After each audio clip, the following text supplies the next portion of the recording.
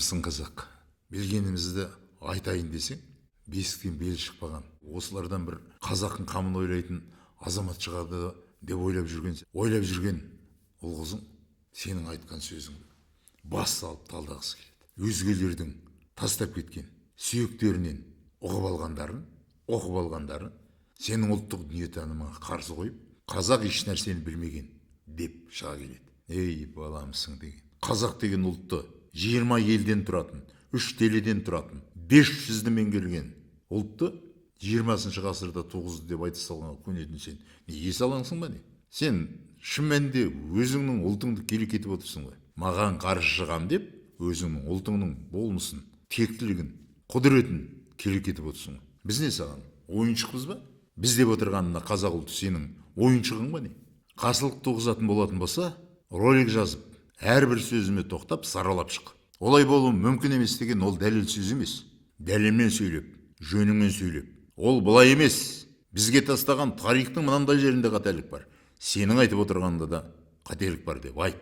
Мен ұққан адамға заттың орнын көрсетіп сөйлеп отырмын. Ақ дегенді клетка деп аударып отырмын. Мен қазаққа бұғанға дейін қазақ олай ойланбаған ойды айтып отырмын. Мықты болатын болса, кез келген ұлт жер бетіндегі, кез келген халық, кез келген тайпа, кез келген тобыр өзінің ұлтының атын алсын да ғылыми тұжырымға апарып түгелімен дәлелдеп шықсын. Ал мен солай жасадым. Қазақтың, менің ұлтымның дүние танымының ұлылығын әлемге айту үшін жасадым. Мен жасадым. Ұқтың ба? Былшылдай салған жоқпын. Қазақ деген сөз ұшып баратқан қаз деп. Оттаубайдың сөзін айтқан жоқпын мен. Біз сақтың күннің баласымыз дейсің. Біз сақтың күннің баласымыз. Мен клетканың ортасындағы ядроны сақ деп баламаладым. А қазақта мынандай сөз бар. Сақтансаң сақтаймын деген. Сақты сақтасаң дейді, клетканың ядросында болып атқан ақпараттар әлемін сақтасаң дейді, ұлағатты ұрпақ туасын дейді. Дені сау, ақылы, кемшін емес, ұлағатты бала туасын дейді. Егер ондай жасай алмасаң, сақ деген сөзді орап айтсаң, қас деген сөз шығады. Жаңағы сақ деп отырған ядро сенің жауың айналады дейді.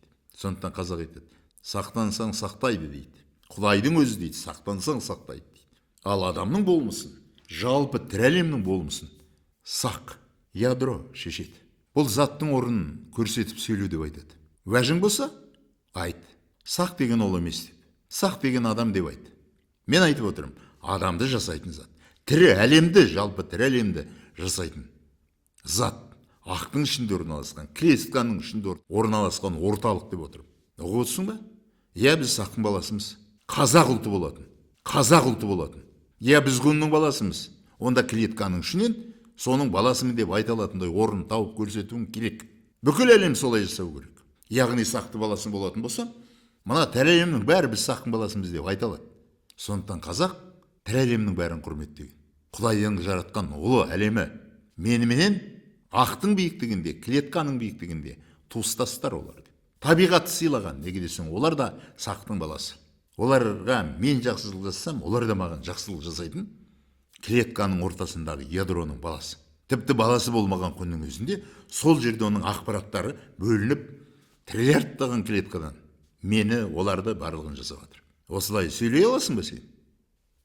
Сөздің аяғын күте алмайсың, арп-арп етесің. Арпылдай берме. Ойлан. Сақ деп отырғанымыз адам емес екен. Құдайдың құдіретімен жасалған, адамды жасайтын, адамды жасауға, тірі әлемді жасауға қатысы бар заңдылық екен. Сондықтан қазақ таста сақтың таңбасын салып қойған. Ол жерде болатын үйірілу, вращенияның да, оңға, солға үйірілетін құйынның да таңбасын салып қойған. Оны Гитлер свастика деп атаған. Ал бізде қалай деп атайды? Қазақта оны қалай деп атайды, білесің бе? Білмесең, келесі жолы айтамын. Әзірге сау бол.